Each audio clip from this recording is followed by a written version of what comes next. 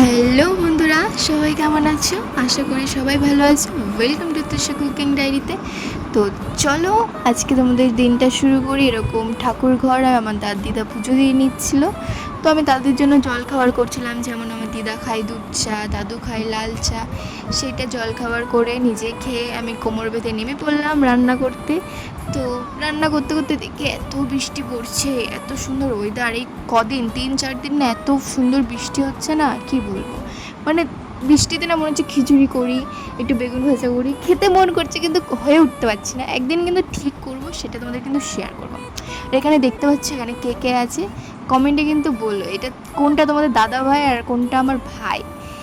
এখানে তো আমি আর আমার দাদা আছে, এই জায়গাটা যেটা ইয়েলো ড্রেস পরেছিলাম। তো এখানে আমি রান্নাও করছি, তোমাদের শেয়ারও করছি কী কী করছি। দিদার এখানে পূজাও হয়ে গেছে।